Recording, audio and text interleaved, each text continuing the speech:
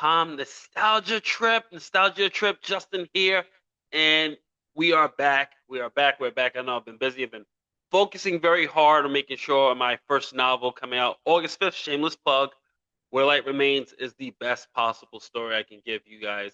And today I wanted to talk about a show that I grew up with watching. And I love doing this because I just feel like these shows are so underrated and they're forgotten. And one of the shows I wanted to talk to you today about is a show called Flash Forward, which was on the Disney Channel. Just a little bit of the history about me and my family. Me and my brother, we grew up as Disney Channel, PBS, and Fox Kids, Cartoon Network kids as well. We watched almost everything we could watch. Of course, we went outside. Most of 99% of the time, we're outside playing.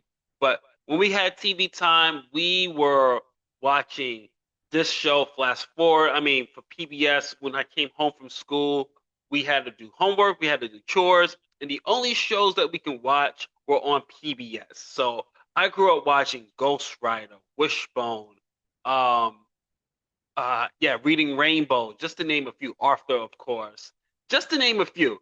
And I wanted to talk about Flash Forward because one, I feel like it's such a underappreciated hidden gem show that has been forgotten. And I was going through Disney Plus. You know, they have Adventures in Wonderland on there. They have some other early Disney Channel shows, and I'm like, where in the world is Flash Forward? Why is that not there? And I want to talk to you about it today because I feel like this is a show that, for that time period, came out in 1995, ended in 1997 with 26 full episodes. And I was around 1995, I was like 9 years old. So I grew up watching these guys, these characters, these actors, and I was just a huge fan of the show. So I want to talk to you about a little bit fast flash forward. So let's get into it. In the mid 1990s, long before Lizzie McGuire, That's So Raven, or the Disney Channel original movie boom, there was this quiet Canadian gem quietly pioneering the network's live action tween type of sitcom era, and that show was Flash Forward. It aired from 1995 to 1997, and it followed these two lifelong best friends navigating the messy, hilarious, and sometimes heartfelt transitions into the eighth grade.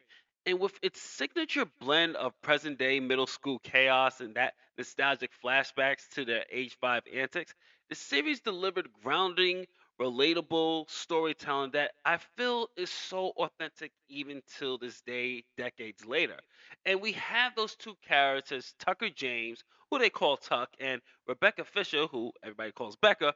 And they were born on the same day. They were raised in the same neighboring houses. They were, of course, they were neighbors. They were right next to each other.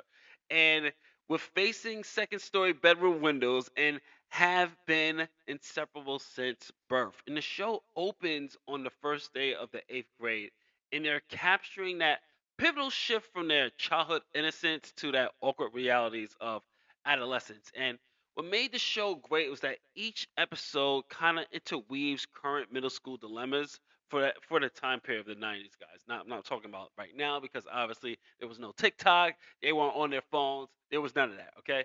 So I'm talking about in the 90s time.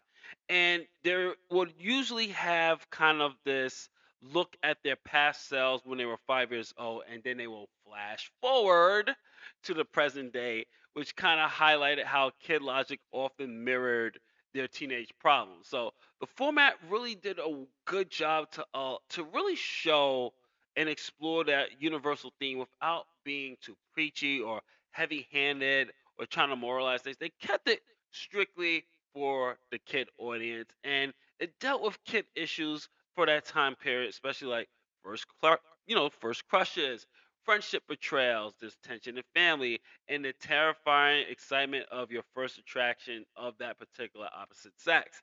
And I thought that they did a really good job also with incorporating other supporting cast for Tucker and Becca. So Tucker's new best friend was Miles, and Becca's confidant was Christine, who they call Chris.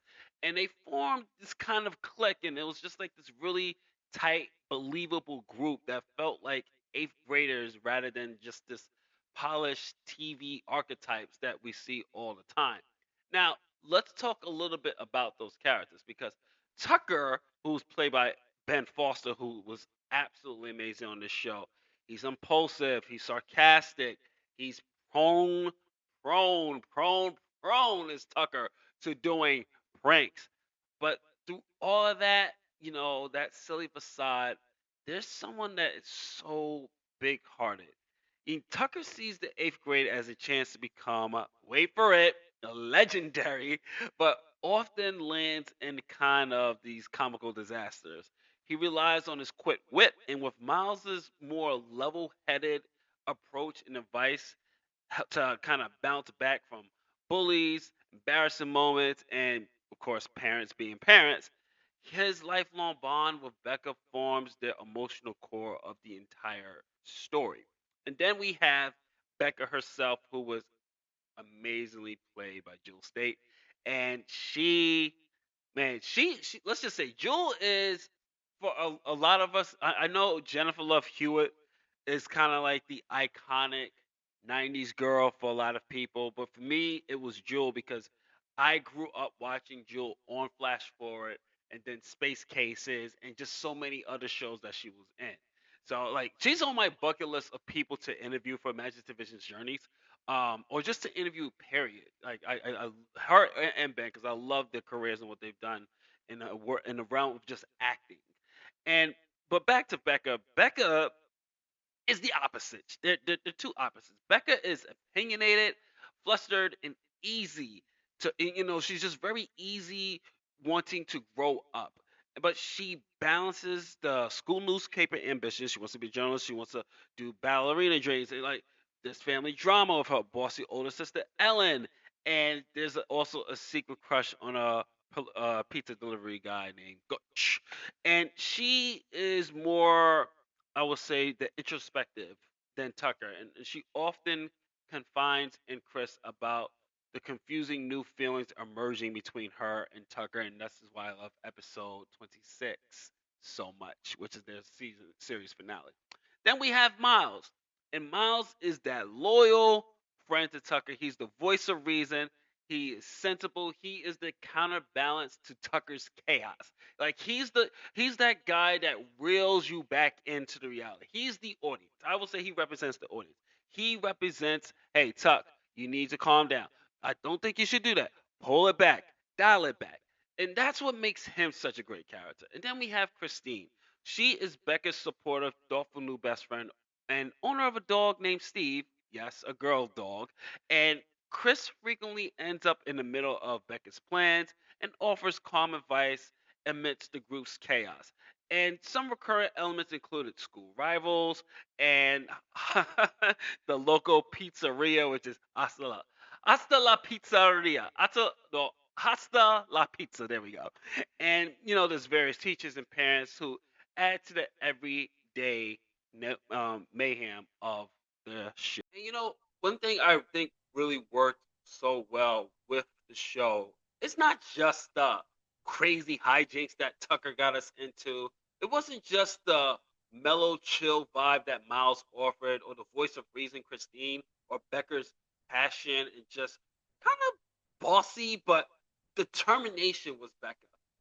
It was the fact that, for me, just hindsight looking back at it, why I was so drawn to Flash Forward, not mentioning just the acting, the story, but as a 9-year-old going on 10 and sooner or later heading into junior high school and taking a glimpse and looking at life and what that's going to be like, I was really like drawn to that whole school dynamic, and it spoke to kids at the time. Like I said earlier, it spoke on your first time crushes, your first kisses, those anxieties, those fears, bullying, and the type of bullying we were dealing in the '90s with wet willies and probably getting swirly and things of that nature.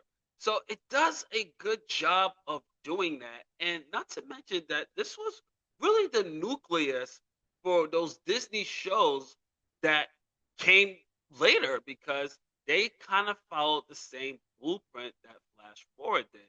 And it's not just that just from the premise of this eighth grade life and the way the way that the story was told, from even from the broadcasting, it was kind of unconventional to have this on a particular Disney channel. This is like Disney's real first attempt at a live action series sitcom on the Disney Channel instead of being on ABC. So it did something very well to, you know, it didn't get a season two, 26 episodes, but those 26 episodes did set the premise for other shows to come. It showed the Disney Channel that, hey, we can do this. And let's talk a little bit about that. Let's talk a little bit about the whole production and look at Flash Forward. So, Flash Forward was produced in Hamilton and Toronto by Atlantis Communications in association with the Walt Disney Company, the Walt Disney Television Company.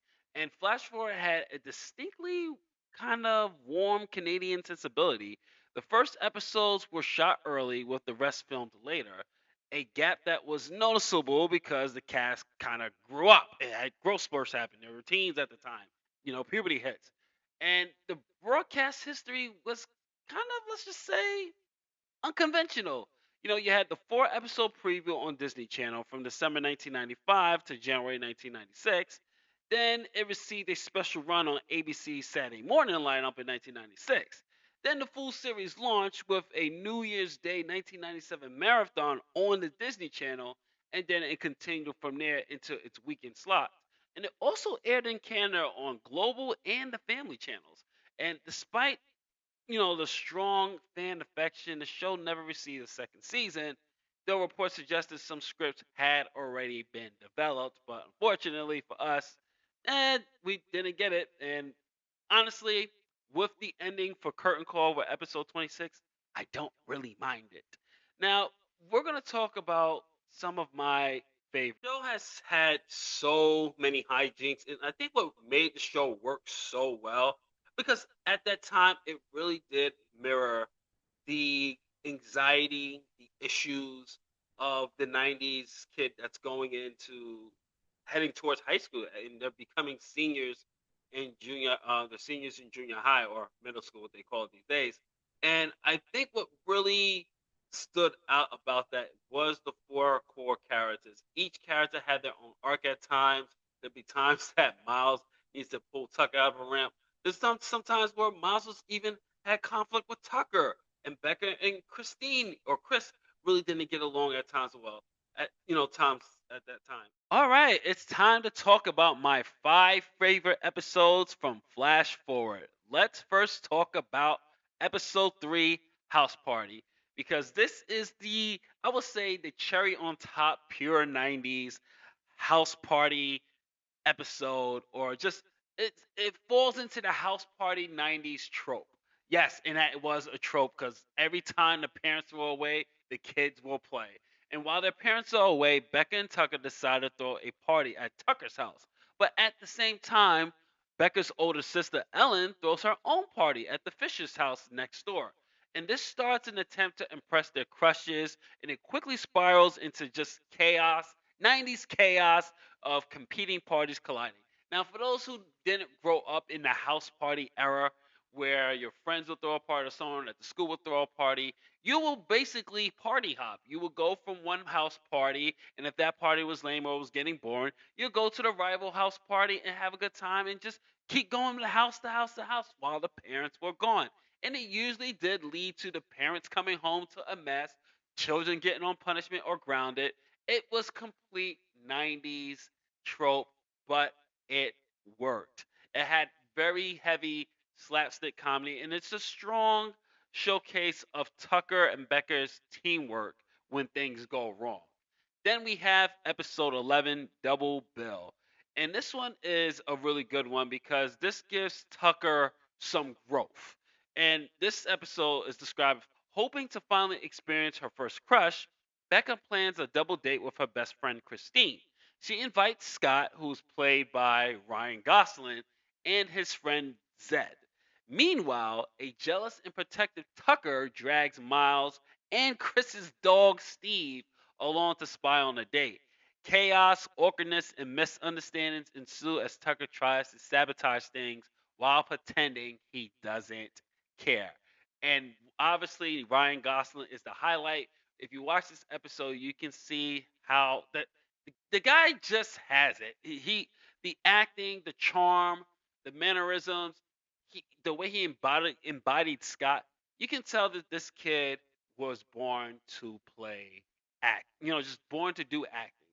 And one thing I would say, a keynote of this particular episode, is the slow burn of Tucker's and Becca's eventual romance, or just showing signs of it. It's showing that Tucker really does have feelings for Becca, but he's still not able to confront it or admit it. And then you also get to see how the central theme of Becca's character is that wanting to grow up fast, wanting to grow up, wanting to experience things. And she wanted to have this romantic experience. And also, like I said, it's from the 90s. So your first kiss, I'm not sure if it's such a big deal now because I'm 39, but your first kiss back when I was growing up was such a big deal. First kiss back in the day was just as big as your marriage, like getting married at the time. Like your first kiss had to be special. How many times girls said, "My first kiss has to be special, has to be romantic"? That's because we were fed so much of the romanticizing and the romantics of it. Now let's talk about episode 17, presents. Tucker and Becca share the same birthday, as I said before, and have a long-standing tradition of exchanging gifts the night before. This year, Tucker is determined to finally get Becca a truly great gift. However, Becca becomes preoccupied with a special birthday treat offered by her crush, the pizza delivery guy, Gooch. And the episode explores their deep friendship, the pressures of gift giving, and you get subtle hints of jealousy and evolving feelings. And this is a very sweet character episode because we get to get a lot more backstory on Tucker and Becca. The tradition is really cool because they were born on the same day, and it does a nice balance of humor and heartfelt moments. And people often, fast forward fans often cite this particular episode as one of the more stronger relationship episodes where we get to see the feelings really become developed and really starting to realize, hey, there might be something here. But episode 20 is definitely one I will say is a must watch, and that's because it's called Just Friends. When a girl named Max tells Becca that everyone at school thinks she and Tucker are a couple, Becca becomes self conscious and decides to distance herself from him. She tries to push Tucker to spend more time with Christine, including coaching Becca's younger brother, Horace, in baseball. The plan backfires when Becca finds herself unexpectedly jealous and upset by the results, forcing her to confront her own feelings for Tucker. And this truthfully was the turning point of the Becca and Tucker arc of will they or won't they? And it really shows that theme of denial, jealousy, and fear of ruining a friendship because you have developed feelings for them. And I also like the fact how Becca tried to push Tucker onto somebody else, but then realizing like, oh, that needs to be me. It is a great episode with some really emotional beats here, and it's done so well and so well with the balance of emotional beats and comedy. Now, my favorite episode of the entire series is the series finale, Curtain Call. Becca writes and directs a school play adaptation of Robin Hood. She casts herself as Maid Marian, and Tucker is reluctantly cast as Robin Hood. After the usual bickering that happens since these past 26 episodes and a near derailment of production, Miles and Christine help the duo reconcile. And it's a heartfelt late night phone call, which is to me the highlight of this entire series, where they finally open up about their feelings. And then we have the final moment where Tucker and Becca share their long awaited first kiss. It's awkward, it's genuine, and it's a perfect ending for two kids that are going into high school. And keep in mind, this is the 90s, like I said. First kiss was such a big deal back in the days. And this was a great way to end the series. It resolves the underlying feelings of Tucker and Becca. Miles and Christine they get a little more closer, and it's a beautiful payoff to a slow burn romance that has been building this entire series, and it combines the show's signature humor. You had the heart, you had the flashbacks, and the music for this particular episode was really good. That phone conversation is pure 90s, but it's done so well after you watch all 25 episodes. Even if you watch this particular start the show, you watch that particular episode, that that particular phone scene, the conversation scene, is the highlight of the show for me. It pays off so much. It's so innocent and so well done. And those 5 episodes, it just really does a great job. So let's to wrap this up. Flash Forward is one of those shows that I will say is a hidden gem. It deserves to be on Disney Plus. And even though it never did receive an official DVD release, I will have to say that it is a must watch if you can find it somewhere. In the era before social media turned everything awkward into permanent content, Flash Forward captured those moments, the terrors of growing up with honesty and heart. It proved also that Disney Channel could deliver smart, relatable teen programming without needing supernatural powers or over the top gimmicks. This is a true slice of life. And for those who remember sitting in front of the TV on a weekend mornings or watching on a Disney Channel like I did, Flash Forward remains more than just a forgotten Disney show. It's a warm time capsule that pivot in the pivotal year when everything started to change. And it's a sweet reminder that sometimes the person who's been right in front of you all along is exactly who you've been waiting for. So, what are the odds? What are the odds indeed? And I just want to say Flash Forward is, to me, one of the staple Disney Channel shows, just like Mickey Mouse Club with, of course, with Ryan Gosling in that one too. He was really featured on Disney Heavy. Flash Forward, Mickey Mouse Club, which I'm gonna try to do down the line. But there was so many good Disney Channel shows, Adventures in the Wonderland I could think of. Those were just some real highlights for me in my 90s. In the 90s, I was growing up as a kid. And these type of shows were innocent, but it also reflected issues that kids were dealing at the time. You had first pimples, first kiss, bullying, your first crush, parents working. It delivered those things that we encounter that kids today I feel like just are overly exposed. That those little moments that are innocent that are just kind of spoiled now due to technology and social media. But Flash Forward is a show that I highly recommend that you check out if you get a chance to find it somehow and watch it. It's a really good show, and it's definitely worthy to be on Disney Plus, or at least give us a re-release on DVD. I'll gladly pay the price. I would love to see the show again. But this is Justin from ImaginativeVisions.com. This has been Nostalgia Trip. Thank you for joining us in the journey of the past. Don't forget to like, share, subscribe, hit that notification bell, and I'll catch you on the next Nostalgia Trip. Here today. What are the odds?